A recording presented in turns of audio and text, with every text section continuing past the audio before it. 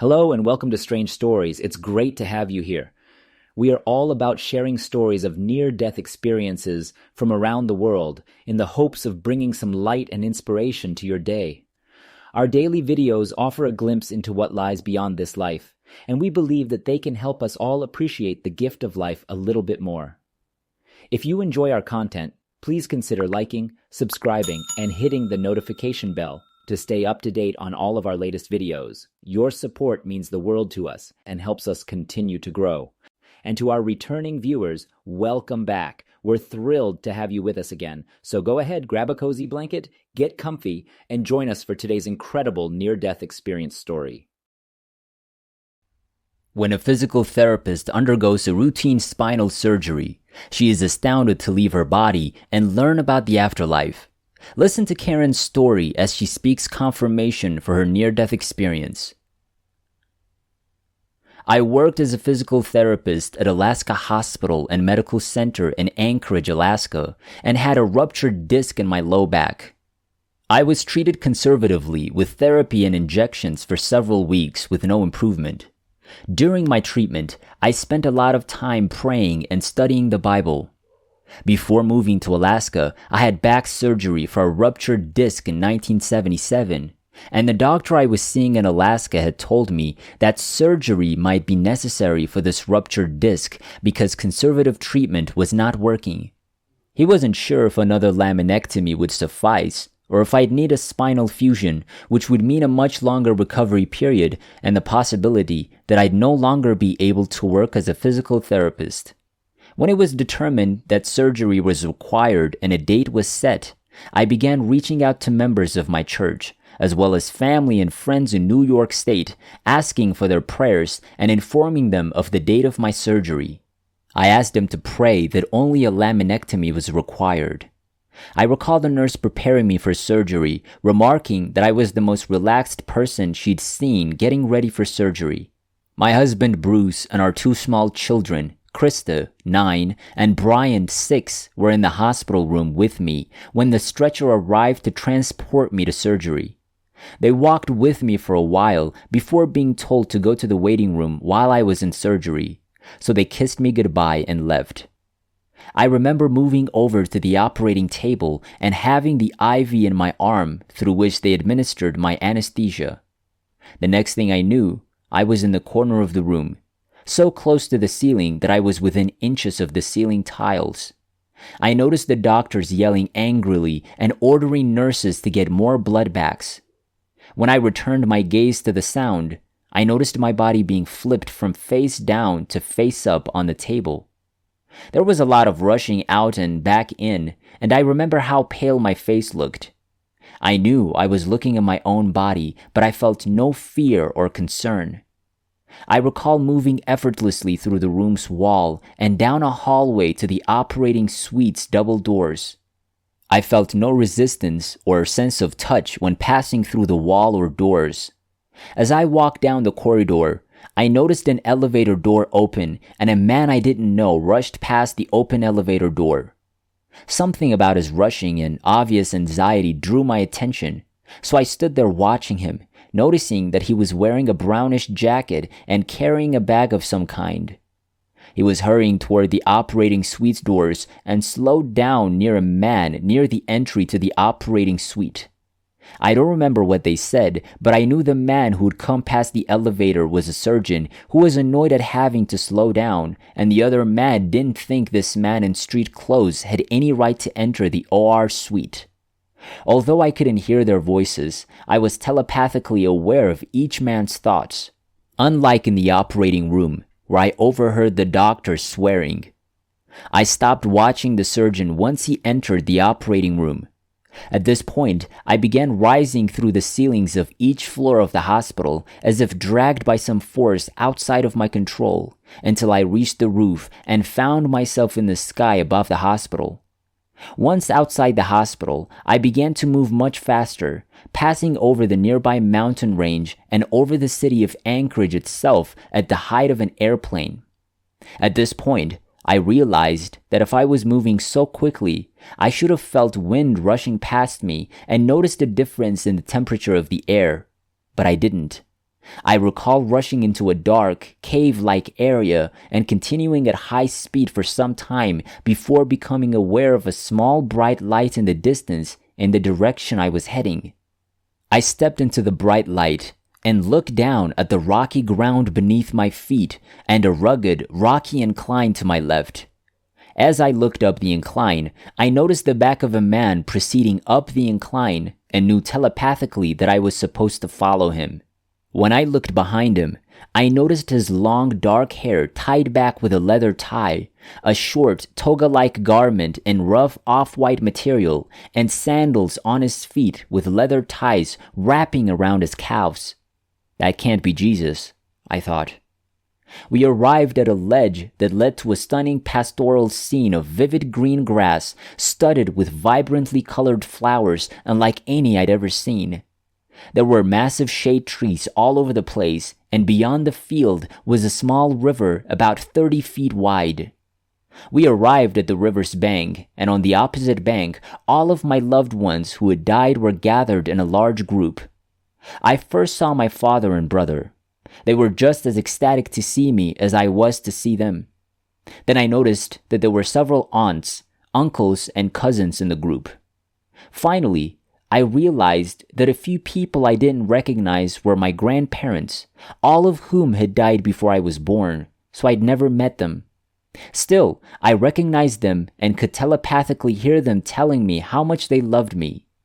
I don't remember what they were wearing or even what they looked like, but I knew it was their spirits and there was no doubt who they were.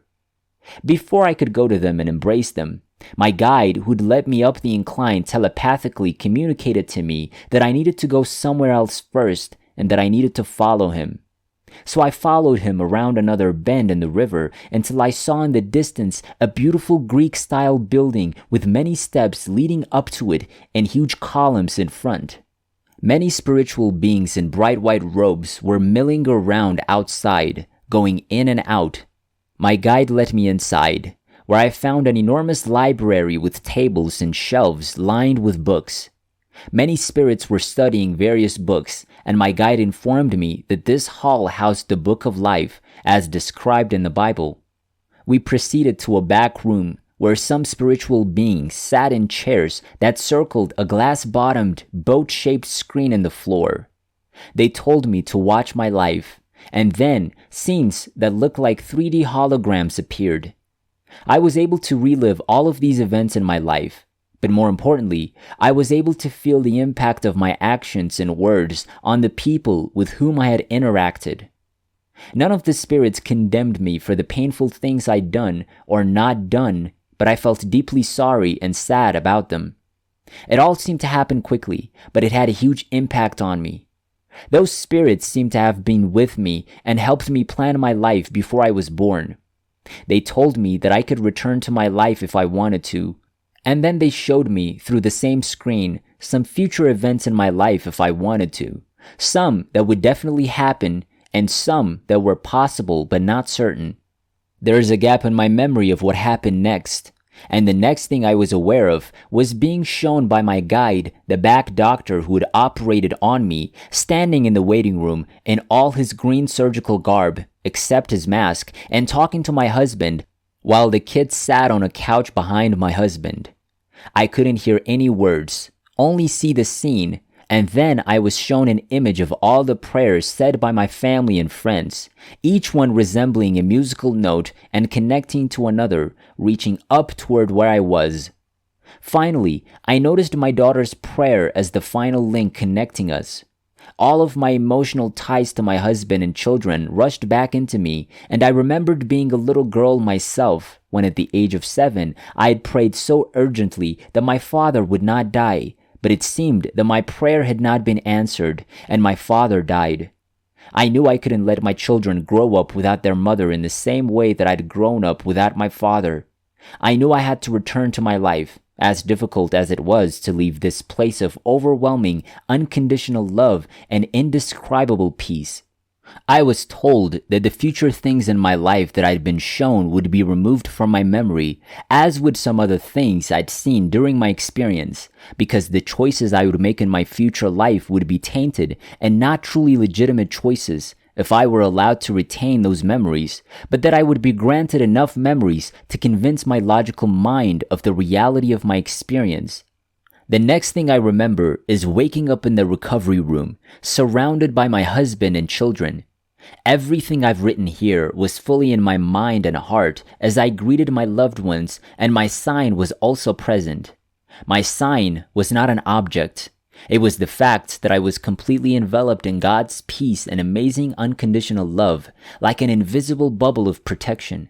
This incredible sensation, this sign, stayed with me for about 3 weeks before gradually fading away.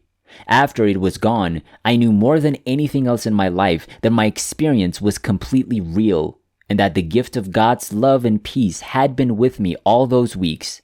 Was the perfect proof and confirmation to my heart that I had truly been in the spiritual realm with God, because it was exactly how I had felt throughout the entire experience. Even to this day, I'm convinced that it is true. Following my surgery, I stayed in the hospital for 12 days, first in intensive care unit, and then in a regular hospital room. It was touch and go for a while, but I was confident that I would recover, because I knew I had to return to my life for a reason and that I was here to stay. I didn't tell my family about my experience at first. I remember how surprised I was when the surgeon who'd saved my life came to see me in the hospital. Dr. Gower was his name, and we'd never met before, but he was the same man I'd seen rushing into the operating room. He'd been summoned to operate on me. Unlike my previous surgeon, who barely came into my room and wouldn't even look me in the eyes, this surgeon was warm and kind. He clearly cared about me and was happy to hear that I was doing well. About a week after I was home, I had to go to Dr. Gower's office to have staples removed. My incision had been stapled together from my breastbone to my pubic bone. Not long after I returned home, but before seeing Dr. Gower, I told my husband about my near-death experience and wondered aloud about the message about memories that would convince my logical mind of the truth of my experience. I remembered seeing Dr. Gower arrive the day of my surgery, and that if he could confirm what I'd seen when he arrived that day, it would indeed convince my logical mind of the validity of the experience. Although I knew it was real because of my sign, I didn't want my husband to have any doubts. So after Dr. Gower had completed my examination and expressed how pleased he was with my healing so far, I said that I wanted to ask him something about the day of my surgery. My spirit had left my body and traveled out of the operating room during my back surgery, after my artery had been cut and I was bleeding out. I told him that I'd seen him arrive that day, though I had no idea who he was or why he was there. I told him about how he was hurrying toward the operating room suite, dressed in street clothes, wearing a brown jacket of some kind and carrying a bag. I noticed him being irritated at being slowed down near the doors to the operating room suite, where he was clearly eager to enter. Then I asked him if what I saw that day was accurate. His response was, "How did you know that?" I'd been in my office for an hour when I was summoned to the operating room to perform emergency exploratory surgery to locate and stop the bleeding from a vessel that had been cut during a back surgery. I don't remember for sure, but I believe he asked what else I'd seen and experienced. I believe I told him something about seeing my deceased loved ones and about my experience, but I don't recall any specifics. Dr. Gower never clearly said that he was actually wearing what I described. He only said, "How did you know that?" He was clearly blown away though, and I think he would have said he wasn't wearing that or that he didn't remember it happening that way if in fact it hadn't happened the way I described. I came away convinced that he had confirmed to me the validity of what I had seen. Just the fact that he had come to the hospital in street clothes rather than having been a surgeon on call already at the hospital in scrubs was an unusual circumstance, and he did confirm that much. It was enough to convince my logical mind and my husband's as well. During the surgery, it had been discovered that I had endometriosis, so I also visited a gynecologist for follow-up. During the visit, he asked about my recent abdominal scar, and when I explained what had happened, he exclaimed, "Oh, that was you?" I was in the adjacent operating room that day, and I heard all hell breaking loose in there. The air was blue for a while, I can tell you that. I didn't share my NDE with him that day, but it confirmed to me what I'd seen in the OR and the swearing I heard taking place there. That was unusual behavior for an operating room for sure. After all those years, I have joined IANS and shared my story in public for the first time. I was inspired to find Dr. Gower, who is still practicing in Alaska, and I wrote to thank him and ask if he remembered my case and my telling him about my NDE back then.